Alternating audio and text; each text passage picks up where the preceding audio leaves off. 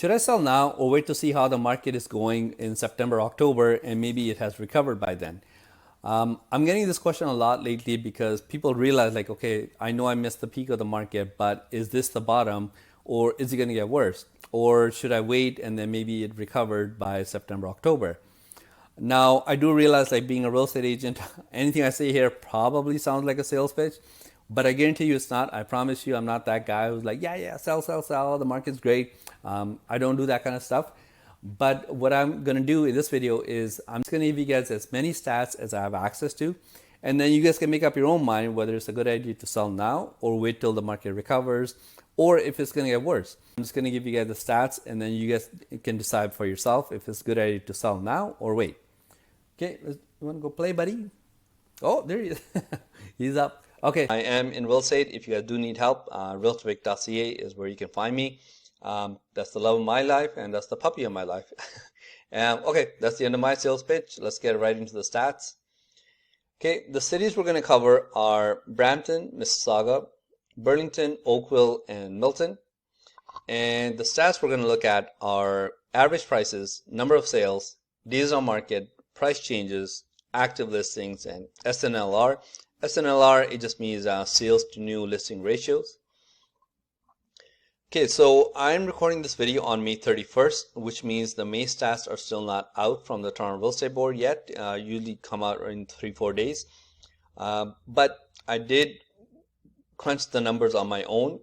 So what I did was I compared May 1 to May 30th number of sales for this year compared to last year. Look at the number of sales last year. And this is not even the peak of the market. The peak of the market was this January, February. So last year's numbers, let's say for example, Brampton, it sold over 1,100 homes last year. And compare that to this year, it's only 600. That's down about 50%. Mississauga's down almost 50%. Milton's down almost 50%. Burlington not doing too bad, but it's still down 25% compared to last May. Okay, a few more stats that I think might be helpful are active listings. Now this is nothing unusual because March, April, May are always the busiest months of the year. I know the last couple of years have been kind of out of whack, but historically March, April, May are the busy season.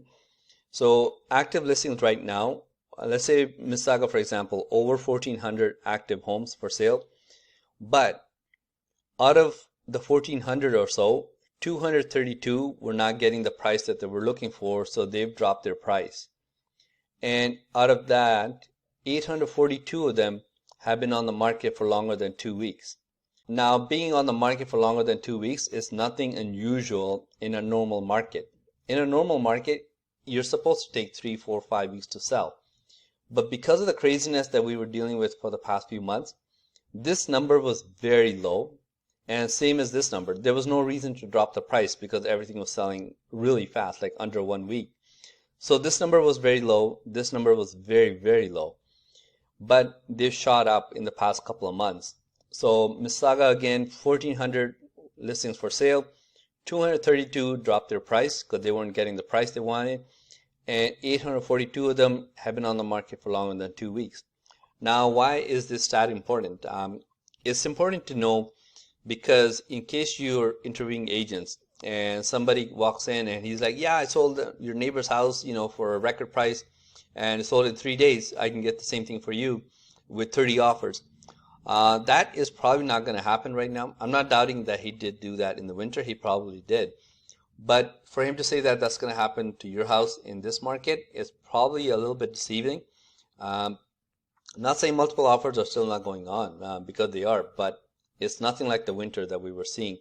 So it's good to see these kinds of numbers just for a bit of a reality check because I don't want you guys to start making plans. Okay, the house is going to sell in 7 days because the agent said 7 days, and then we can start planning to buy the next house according to that. Please be a little bit more careful because the listings are taking a lot longer to sell and some are not selling at all. So please be careful of that. As I mentioned before, May prices are not out yet. So what I've done is I've just pulled up the April numbers for detached average prices.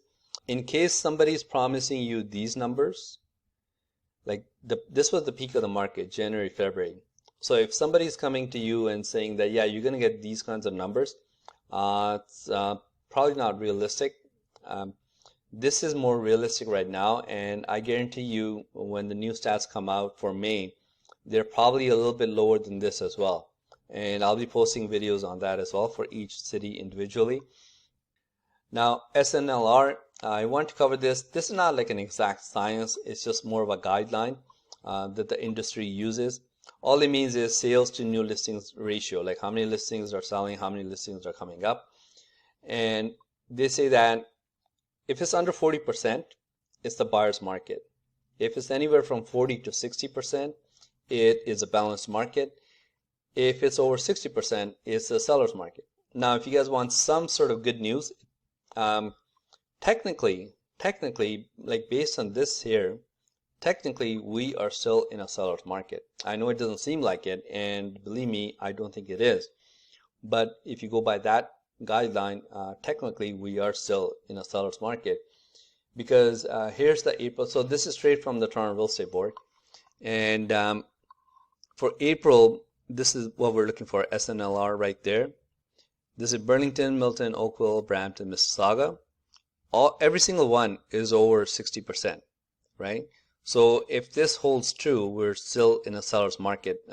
I don't think so, but the numbers are here. So we're still over 60%.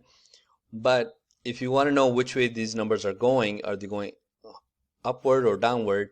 I pulled up the February numbers. So if you compare the February SNLR to what's going on in April, they're all lower. Like if you look at Burlington, it was at 80%, and now it's at 75%. And Mississauga was at 75%, now it's at 71%. That's only in the span of 2 months. Now I guarantee when the main numbers come out, they're probably going to be a little bit lower than this as well. So I think slowly we're probably going to reach 60% or lower.